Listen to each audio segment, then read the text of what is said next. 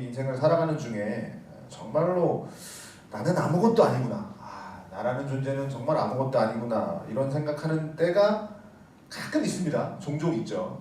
세상에서 정말 힘이 있고 돈이 많은 사람이 정말 지금 이 순간에 내 편이 되었으면 참 좋겠다, 내 주위에 한 명만 있었으면 좋겠다 라는 생각을 하는 상황도 좀 종종 우리가 이게 생깁니다. 그때의 심정은 이렇죠. 내가 참 약해서 이렇게 아무것도 없는 내가 참으로 못났고 참 내가 이렇게 부끄럽다, 이런 생각도 좀 하게 됩니다.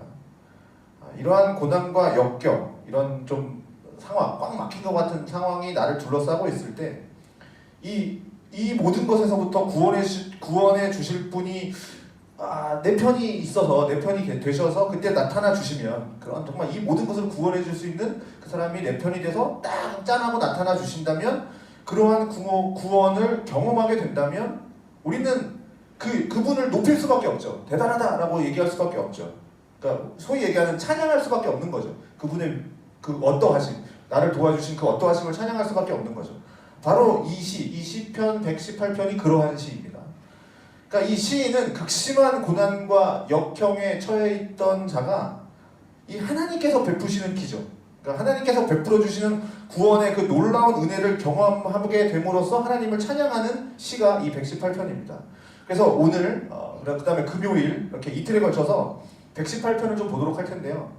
이 시의 처음과 1절과 이제 13절 마지막은 같은 말로 시작해서 같은 말로 끝나고 있습니다. 같이 마무리를 합니다. 이렇게 마무리하죠. 여호와께 감사하라, 그는 선하시며 그의 인자하심이 영원하미로다. 자, 하나님께 감사하는 이유가 뭡니까? 여호와께 감사하라. 감사하는 이유가 뭐냐? 찬양하는 이유가 뭐냐? 바로 하나님은 선하시다, 그리고 그의 인자하심이 영원하기 때문이다. 그래서 감사하라, 이런 얘기죠. 하나님은 선하시다 라고 할 때 이 하나님의 선하심이 뭘까? 그냥 사람들이 생각할 때 좋아, 좋은 분이야, 굿, 좋다 라고 생각하는, 사람이 생각하는 개념, 사람이 생각하는 그게 아니지, 그런 개념이 아니라는 겁니다. 이건 하나님께서 창조하신 모든 피조물이 하나님이 창조하신 그 목적에 맞게 존재하고 있을 때, 그러니까 우리가 생각할 때 좋다, 이게 아니라 하나님이 창조하신 그 목적에 맞게 존재하고 있을 때, 그때 하나님의 판단이 선하심이에요. 그래서 우리가 하나님은 선하시다 라고 말할 때 우리의 입장에서 판단하는 것이 아니라 하나님의 시각에서 판단해야 된다는 겁니다. 하나님은 선하시다 그럴 때. 그러다 보니까 하나님의 입장에서 생각하다 보니까 때로는 우리에게 안 좋아 보이는 일, 그런 안 좋아 보이는 일이 일어나고, 또 내 생각과 내 뜻대로 하나님이 움직여주시지 않을 때, 내가 원하는 대로 하나님이 이렇게 안 해주실 때, 그런 일이 일어난다 해도 사실은 살다 보면 우리가 이런 게 더 많죠. 내가 원하는 대로 딱 됐으면, 기도하는 대로 되면 참 좋겠지만, 내가 원하는 일이 이루어지기보다도 내가 원하는 대로 되지 않는 것, 이게 더 많지만, 그런데 이 하나님의 선하심이라고 하는 것은 내가 원하는 대로, 내 뜻대로 다 되게 해주시는, 그러니까 내가 원하는 대로 하나님 이렇게 해주세요, 이렇게 해주세요, 원하는 대로 다 되는 그 하나님의 복이 아니라 하나님의 뜻이 이루어지게 하시는 하나님의 일이, 그게 바로 하나님의 선하심이라는 겁니다. 내가 원하는 걸 들어주는 게 아니라. 그래서 궁극적으로 뭡니까? 하나님의 뜻을 이루어가는 일이다 보니까 우리 편에서는 어쩔 때는 때로는 그게 고통이기도 합니다. 그러니까 이 시를 노래하는 시인의 인생이 그렇다라는 거죠. 계속 우리가 보겠지만 그가 놓여있는 상황이 과연 좋다라고 말할 수 있는 상황은 아니라는 겁니다. 그렇지만 그는 노래한다라는 거죠. 1절부터 딱 시작을 하는 거죠. 여호와께 감사하라. 왜냐? 하나님은 선하시기 때문에. 그 이유는 하나님의 시각에서 하나님의 선을 판단할 수 있는 그 믿음이 있기 때문에 그렇다라는 거죠. 그리고 그 선하심으로 말미암아 하나님이 얼마나 인자하신 분인지, 인자하시다 라는 건 우리가 잘 아시다시피 헤세드인데 하나님의 사랑을 말하는 거죠. 하나님이 나를 얼마나 사랑하시는지, 그렇게 나를 사랑하실 의무가 없으심에도 불구하고 나를 위해서 하나님은 기꺼이 희생하시면서, 이 헤세드의 사랑이죠, 나를 영원토록 변함없이 사랑하시는 분이구나, 인자하심이 영원하다, 영원토록 사랑하시는 분이구나, 그것을 이 시인은 경험하는 것이고, 그러면서 그의 인자하심이 영원하다 라고 고백을 하면서 이 시를 시작하는 겁니다.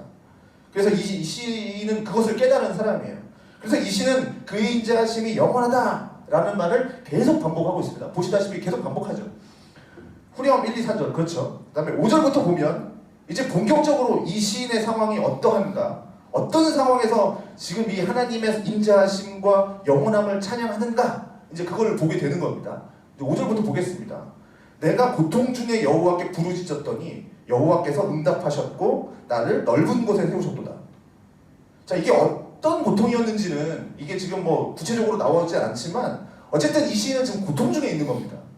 그런데 이 고통은 뭐 여러 가지죠. 외적으로 주어지는 고통도 있을 테고, 또 겉으로는 평안해 보이지만 속에서는 굉장히 내적인 막 갈등과 번민, 고뇌들이 있을 수 있죠.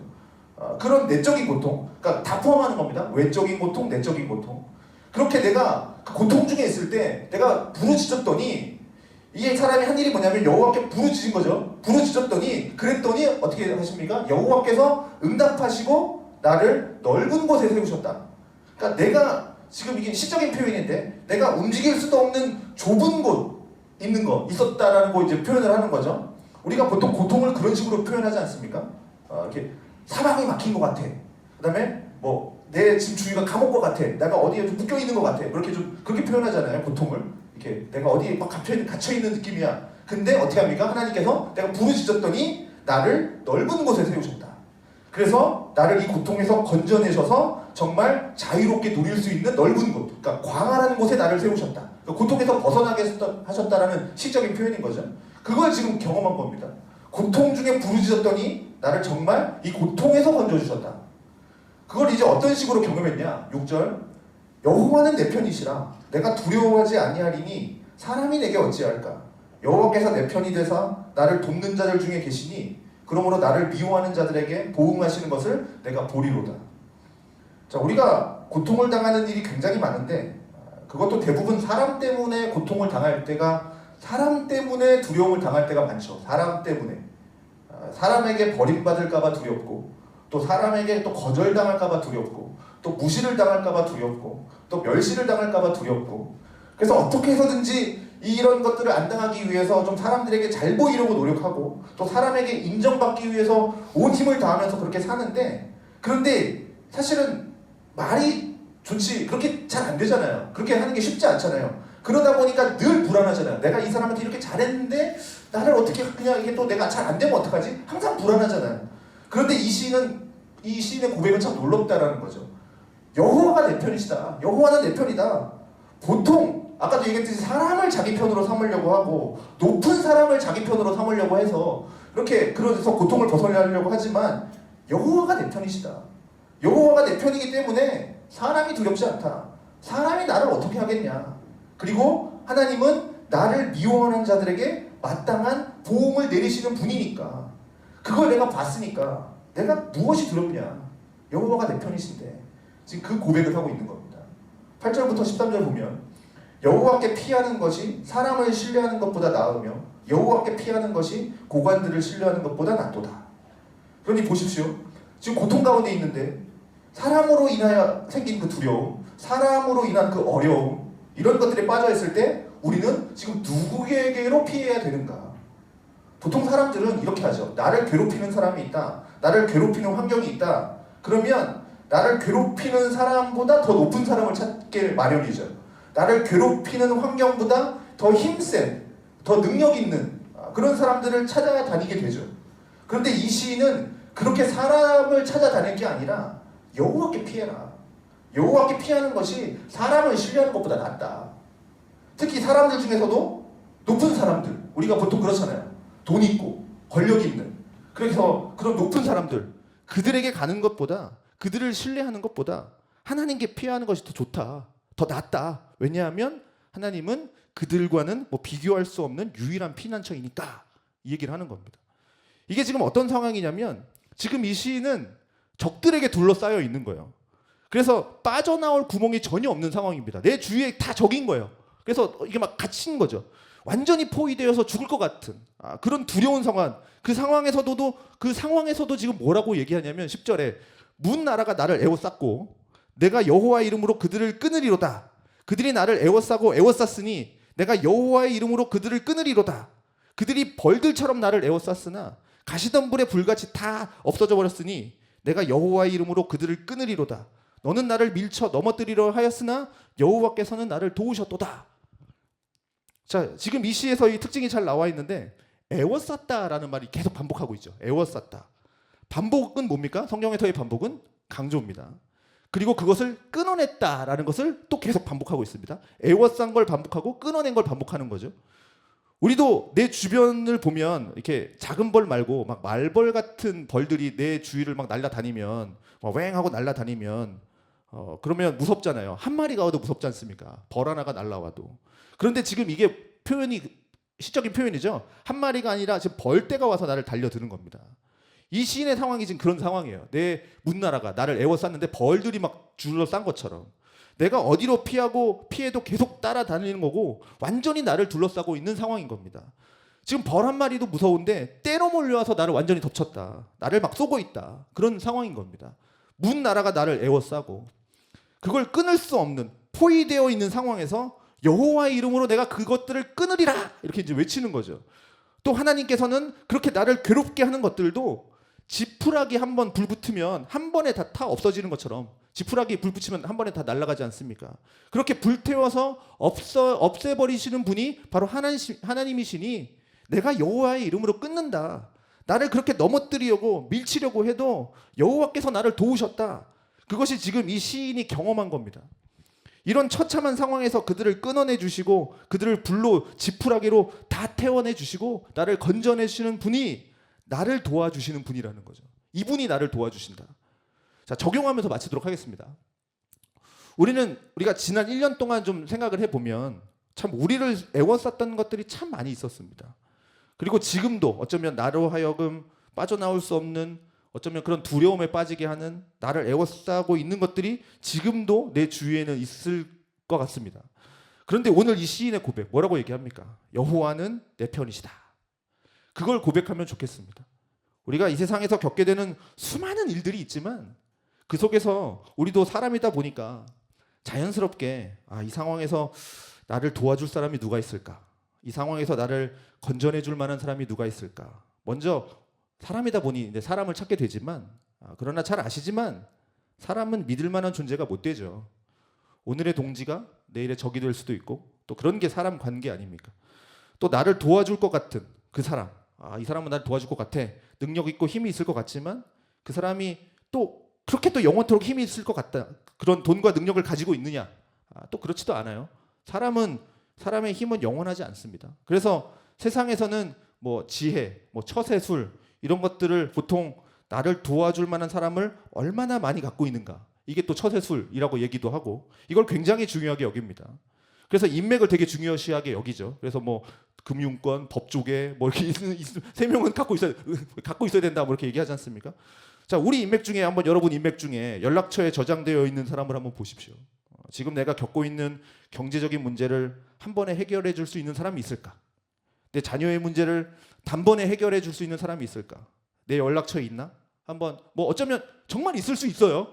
여러분 중에는 그런 사람을 가지고 있을 수도 있습니다.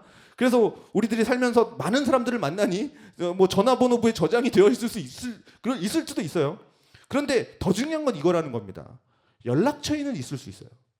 그런데 내가 지금 이렇게 이 시인처럼 벌떼들에게 막 에워싸여 있는 이러한 상황 속에서 아무렇지도 않게 언제든지 연락처에 있는 그 번호를 누르면서 연락처를 누르면서 나 좀 도와주세요. 그렇게 할 만한 사람이 나에게 있나? 연락처에는 있을 수 있죠. 높은 사람이 있을 수 있고 연락처에 뭐 국회의원이 있을 수도 있고 어느 회사 대표가 될 수도 있고 그런데 내가 진짜로 이 애워싸는 상황에서 아무렇지도 않게 언제든지 그냥 뭐 연락을 해서 저 좀 도와주세요. 그럴 수 있겠냐는 거죠.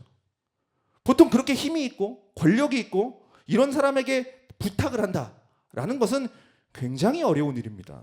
정말 수십 번, 수백 번 고민하죠. 핸드폰을 보면서 고민하면서 내가 정말 전화하는 게 맞을까? 이래도 되나? 그리고 부탁할 때 정말 염치불구하고 부탁하지 않습니까? 그리고 그렇게 부탁을 했을 때 그 사람이 또 내 부탁을 들어준다라는 보장도 없어요. 다시 생각을 한번 해보십시오. 우리는 나의 이 상황을 단번에 해결해 줄 수 있는 분이 정말 있습니까? 있죠. 바로 여호와 하나님이라는 겁니다. 이분은 사람들하고 달라요. 사람들에게 부탁할 때는 눈치도 봐야 되고 정말 나를 도와줄 수 있을까? 고민도 하게 되지만 그러나 우리 하나님은 뭡니까? 언제든지 그냥 있는 모습 그대로 솔직하게 정직하게 다 털어놓고 요청드릴 수 있는 분이 바로 여호와 하나님이십니다. 그분이 내 편이시다. 나를 공격하고 있는 저들의 편이 아니라 내 편이다. 이게 얼마나 우리에게 큰 위로가 되고 소망이 됩니까? 그리고 그 하나님은 지금도 우리에게 나와라, 내게 이야기하라, 내게 도움을 요청해라, 그걸 원하고 계시다라는 겁니다. 그래서 하나님은 우리가 하나님께 피하고 하나님께 의지하고 그렇게 하나님께 도움을 요청하도록 우리에게 그런 상황들도 때로는 허락하시는 겁니다.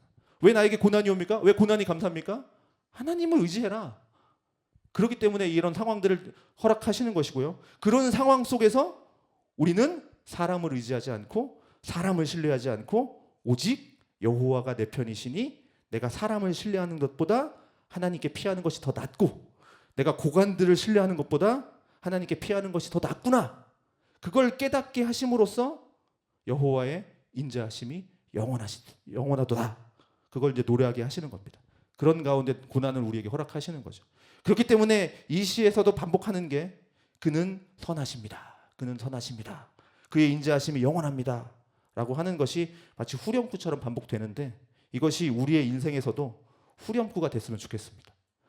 그래서 때로는 우리가 이해할 수 없는 어려운 일들이 많이 있어도 그리고 지금도 그 어려움 한복판에 놓여 있어서 내가 도대체 어떻게 해야 될지를 모르겠다 라고 하고 있을 때 그때도 우리는 이걸 기억하시고 하나님은 선하시지.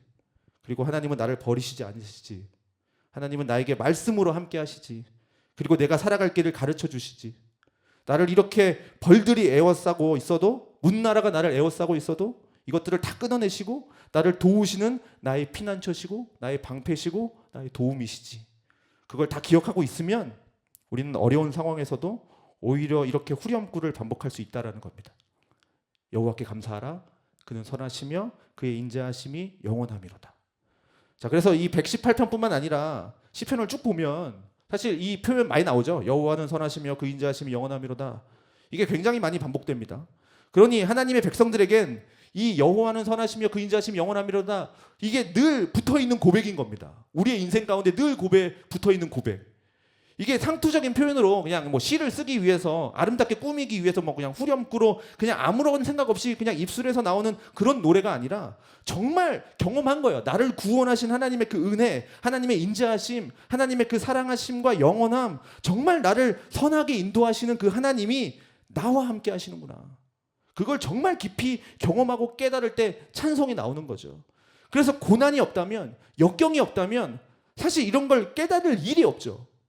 고난이 없다면, 역경이 없다면, 그냥 늘 좋게 살아간다면 하나님이 나를 도우시는구나.